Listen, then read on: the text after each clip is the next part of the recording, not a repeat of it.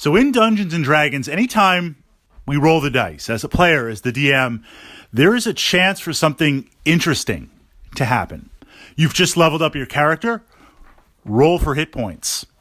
The DM is feeling a little bit chaotic tonight, so a treasure type roll on the table for wondrous magic items.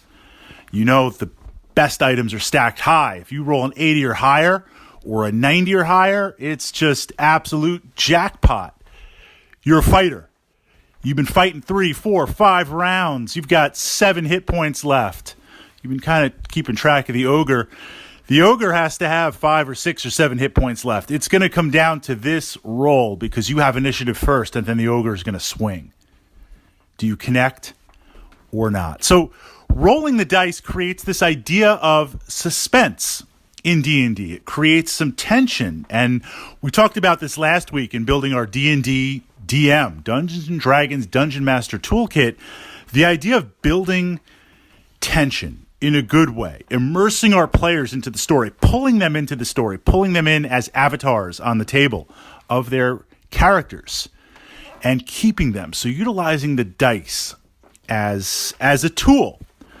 Let's port that over to the monster manual, monster shopping.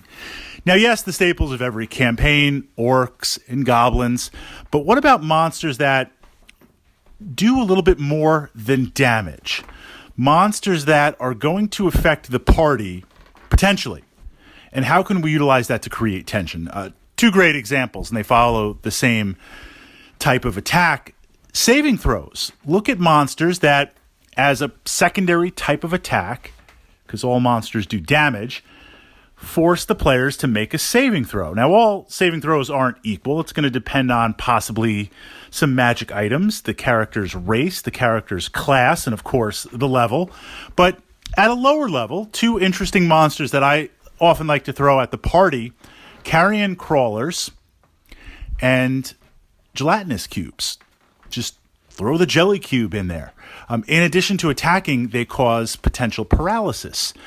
So imagine you're the fighter in the party and you get hit by a carrion crawler. You now have to save. You're like, you know what? I'll take the damage. I'll eat the damage. I've got, at the lower levels, I've got like 30 hit points. I'll eat it. No, well, now you need to make a save versus paralysis. And again, even if you're jacked up and you've got good con and you've got good will and you have the ability to make the save, you could roll low. There's a 1 on every single die in the D&D toolkit. You could roll a 1, 3, a 5, an 8, 6, and fail. Now, if you fail that creates new tension. So you're the fighter, and you're mid-swing, and you get hit, and you're paralyzed. Immediately, the rest of the party's like, we got to put more hurt on this monster, right? We've got to make more of this happen. From that perspective, and utilizing that now to shift the inevitable tension in the battle. So look to make or ask the question, how can we make our D&D encounters, our D&D battles, more than just a slugfest of back and forth, hit points back and forth, back and forth, back and forth? I mean, there is a certain excitement to that, but what effects can we interject to utilize that? That's the question that I've been asking myself, and that's the question I'm going to charge you with in this podcast.